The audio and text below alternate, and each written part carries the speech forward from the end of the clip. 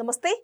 Welcome to our channel. నేను మిషాల్ని. YCP హయాంలో జరిగిన లిక్కర్ స్కామ్‌కు సంబంధించి కీలక మలుపు అయితే తిరుగుతుంది. ఇప్పటి వరకు ఉన్నయితే నిందితులైతే వాళ్ళకి బెయిల్ ఇమ్మని కోరుతున్నా కూడా వాళ్ళకి బెయిల్ ఇవ్వట్లేదు, కొట్టేస్తుంది. కొంతమంది అయితే బెయిల్ మీద బయట తిరుగుతుంది. మనం చూస్తానే ఉన్నాము. లిక్కర్ స్కామ్‌కు సంబంధించి అసలు అప్డేట్ ఏంటి అంటే, ఇప్పుడు సజ్జల శ్రీధర్ రెడ్డి ఇందులో కీలక పాత్రని మనకి సిట్ ద్వారా అన్ని వెలుగులోకి అయితే వచ్చినాయి. అసలు దీని మీద అసలు సజ్జల పాత్ర ఏ విధంగా ఉండబోతుంది, ఇందులో ఈ లిక్కర్ స్కామ్కు సంబంధించి ఇలాంటి అంశాలను చర్చించే స్టూడియోలో ఉన్నారు పొలిటికల్ అనలిస్టు కొత్త రవీంద్రబాబు గారు ఉన్నారు. వారిని అడిగే విషయాలను తెలుసుకునే ప్రయత్నం చేద్దాం. నమస్కారం సార్. నమస్తే సార్, లిక్కర్ స్కామ్ మనం ఎప్పటి నుంచో చూస్తానే ఉన్నాం. అంటే వైసీపీ హయాంలో జరిగిన లిక్కర్ స్కామ్ ఇప్పుడు వరకు ఒక్క కొలిక్ అయితే రాలేదు. మరి ఇప్పుడు సాక్షులందరూ కూడా ఇప్పుడు మనకి ముఖ్యంగా కొత్త పేర్లు అయితే వెలుగులోకి వస్తున్నాయి. అసలు లిక్కర్ స్కామ్కు సంబంధించి సజ్జల శ్రీధర్ రెడ్డి కీలక పాత్ర అని మనకు సమాధానం వస్తుంది. నిజంగా సజ్జల శ్రీధర్ రెడ్డి ఏం పాత్ర సార్ ఈ లిక్కర్ స్కామ్ సంబంధించి అంటే ఏం చెప్తారు సార్? ఆంధ్రప్రదేశ్ రాష్ట్రంలో వైఎస్ఆర్ కాంగ్రెస్ పార్టీ పరిపాలించిన 5 సంవత్సరాల కాలంలో కాదేది అక్రమాలకి అనర్హం అన్న రీతిలో ల్యాండు, శాండు, వైను, మైను, ఆఖరికి తిరుమల దేవస్థానంతో సహా ఎక్కడ వీలైతే అక్కడ అన్ని అక్రమాలు చేసి దోచుకు తిన్న విషయాలు ఇప్పుడిప్పుడు గడిచిన 1.5 year నుంచి వెలుగులోకి వస్తూ ఉన్నాయి. సో దాని మీద ఇన్వెస్టిగేషన్ చేయటం కోసమే ఒక పెద్ద వ్యవస్థ ఏర్పాటు చేయాల్సిన పరిస్థితి ఏర్పడింది. సో మీరు ప్రధానంగా చెప్పుకోవాల్సి వస్తే స్కామ్స్ అన్నింటిలోకి అన్ని పెద్ద స్కామ్సే బాగా కుదిపేస్తున్నటువంటి స్కామ్ ఆంధ్రప్రదేశ్లో లిక్కర్ స్కామ్. అంటే ఎన్ని వేల కోట్లు దోపిడీ చేశారన్నది కూడా ఇంకా తేలాల్సిన అంశం అది. అదొక పక్కన ఒక పార్ట్ అయితే, అందులో పిచ్చి లిక్కర్ తాగి అనారోగ్యం పాలైన వాళ్ళ బాధ వర్ణనాతీతం. ఈ పిచ్చి లెక్కర తయారు చేసి అమ్మటం వల్ల చనిపోయిన వాళ్ళు కొంతమంది ఉన్నారు. ఇంకా వాళ్ళ దాకా రాలా కేసు దర్యాప్తు. ఫస్ట్ ఓన్లీ ఈ పాత్రలు ఏంటి, ఎట్లా లూటీ చేశారు అన్నది ఇన్వెస్టిగేషన్ జరుగుతూ ఉంది. సో ఇందులో ఎన్ఫోర్స్మెంట్ డైరెక్టరేట్ ఇన్వాల్వ్ అయింది. జగన్ రెడ్డి గారి సమీప బంధువులు అనిల్, సునీల్ వాళ్ళ ఆస్తుపాస్తులు అన్నిటిని కూడా వాళ్ళు సోదా చేశారు. కీలకమైన డాక్యుమెంట్స్ తీసుకున్నారు. అందులో నుంచి ఇంకా ఎవరి పేరు వెలుగులోకి వస్తుంది అనేది ఇంకా తెలియవలసి ఉంది. అయితే ఇప్పుడు మీరు అడిగినట్టుగా ఇప్పుడు ప్రజెంట్ లేటెస్ట్ ఏంటంటే, ఈ కేసులో కీలక పాత్ర పోషించాడు అని చెప్పబడుతున్న సజ్జల శ్రీధర్ రెడ్డి. సో ఈయన ఈ కేసులో A6గా ఉన్నాడు. ఈయన పాత్ర ఇందులో ప్రధానంగా ఈ డిస్టిలరీస్ వాళ్ళని రేటు ఫిక్స్ చేయటం, వాళ్ళ దగ్గర నుంచి సప్లై తీసుకోవడం, ఈ కమిషన్స్ వాళ్ళ దగ్గర నుంచి తీసుకోవటం, ఈ కమిషన్స్ మళ్ళీ ఇంకొక వ్యక్తుల ద్వారా బిగ్ బాస్కి పంపించటం అనేది కీలక పాత్ర పోషించినట్టుగా తెలియవచ్చింది. సో ఇప్పుడు ఇతను గడిచిన 6 నెలల కాలం నుంచి జైల్లో ఉన్నారు. ఇప్పుడు బెయిల్ పిటిషన్కి అప్లై చేసుకున్న సందర్భంలో ఈయన కీలక పాత్ర ఉంది. ఈయనకి బెయిల్ ఇస్తే బయటకు వస్తే సాక్షుల్ని ప్రభావితం చేసే అవకాశం ఉంది. కేసు దర్యాప్తు ముందుకు జరగకుండా ఉండే ఛాన్స్ ఉంది.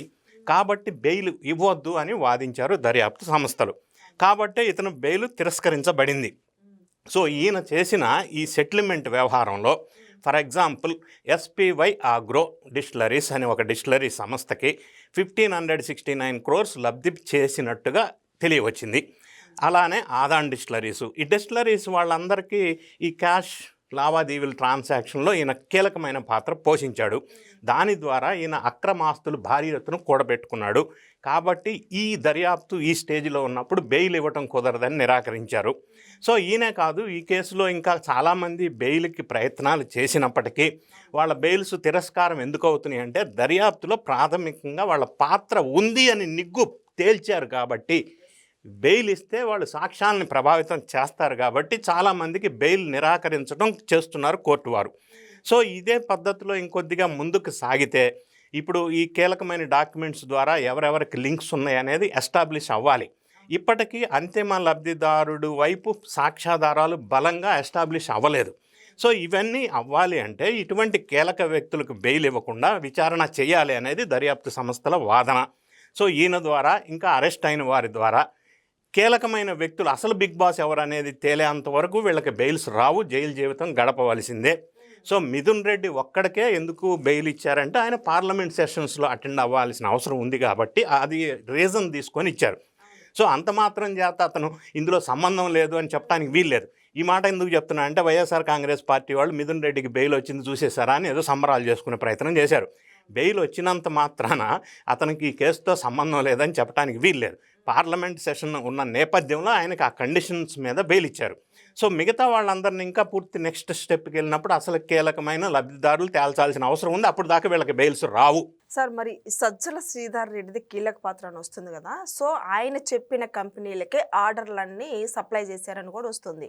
ఎక్కడెక్కడ ఎటేటి వెళ్ళిపోయినాయి అంటే ఏం చెప్తారు సార్? ఇప్పుడు ప్రధానంగా ఏ కంపెనీకి ఆర్డర్ ఇవ్వాలా, ఏ కంపెనీ నుంచి ఎంత పర్సంటేజీ లేదా అంత అమౌంట్ వాళ్ళ దగ్గర నుంచి వాపస్ తీసుకోవాలా, ఆ తీసుకున్న పైసలు వేరే ఏ వ్యక్తికి ఇవ్వాలా అంటే పేపర్ సూట్ కేస్ కంపెనీస్ ద్వారా, అది ఒక పార్టు.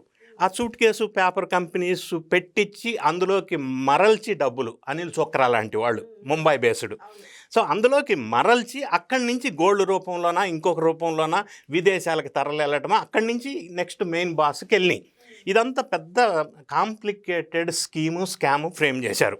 కాబట్టి ఈ సజ్జల శ్రీధర్ రెడ్డి రోలు వరకు చూసుకున్నట్టయితే ఈ డిస్టిలరీస్ వాళ్ళకి ఆర్డర్స్, వాళ్ళ దగ్గర నుంచి ఫలితంగా వీళ్ళు కమిషన్స్ పొందటం, ఈ కమిషన్గా పొందిన డబ్బుని ఇంకొక వ్యక్తికి ద్వారా బిగ్ బాస్కి చేరవేయటం. సో ఇంత ప్రధానమైన రోలు సజ్జల శ్రీధర్ రెడ్డిది ఉంది కాబట్టి ఆయన బెయిల్ అనేది నిరాకరించబడుతూ ఉంది కంటిన్యూస్గా. ఇప్పటికే ఆయన బహుశా 6 months నుంచి ఆల్రెడీ జైల్లోనే ఉన్నాడు. కాబట్టి ఇప్పుడే వచ్చే అవకాశం ఉండదు, ఎవరికీ ఉండదు, ఎందుకంటే దర్యాప్తు కీలక దశలో ఉంది కాబట్టి. అయితే మరి ఇప్పుడు వీళ్ళు ఈ ముడుపులన్నీ కూడా ఎవరి చేతుల మీదకి వెళ్ళిపోయినాయి, అలాగే ఇప్పుడు విదేశాలకు కూడా పంపించారని మనకు సమాచారం వస్తుంది. ఇక్కడ 2 అంశాలు.